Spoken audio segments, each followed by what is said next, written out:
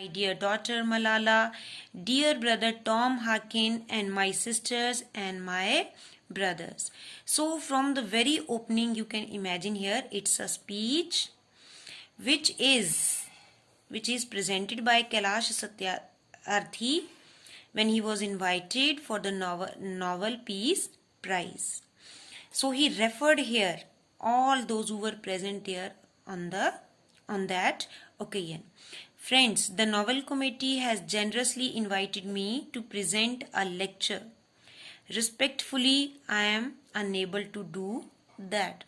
So here a lecture means just you have spoken, and then whether the people they understand or not. But what he said, I was invited to deliver a lecture, but he could not deliver the lecture. He want the people to realize the problem. Okay, so next is there, because I am presenting here the sound of silence.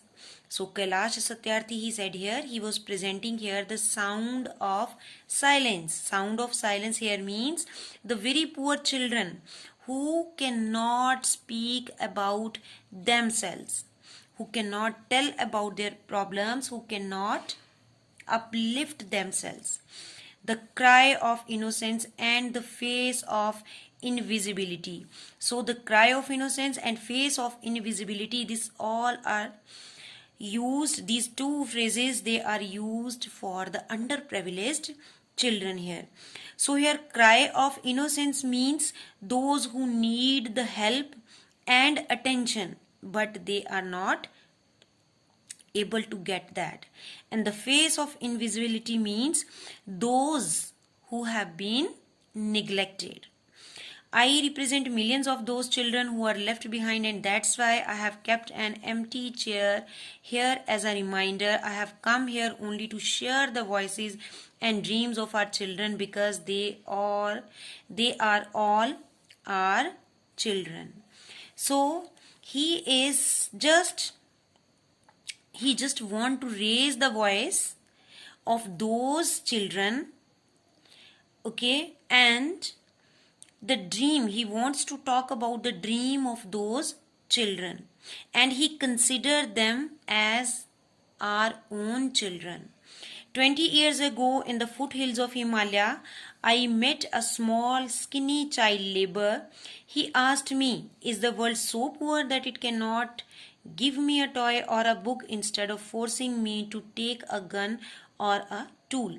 Now he referred here an incident which occurred in the foothill of Himalayas, where Kailash Satyarthi, he met a very small thin child laborer, and the boy, he asked whether the world is so small or so poor that it cannot afford a child a book or a toy here.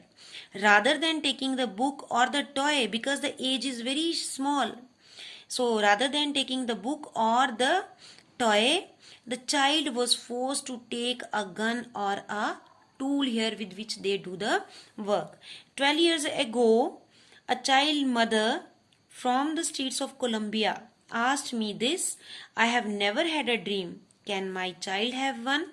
So next incident, he told here about a child mother who was working in the streets of Colombia, and there also the same question was there.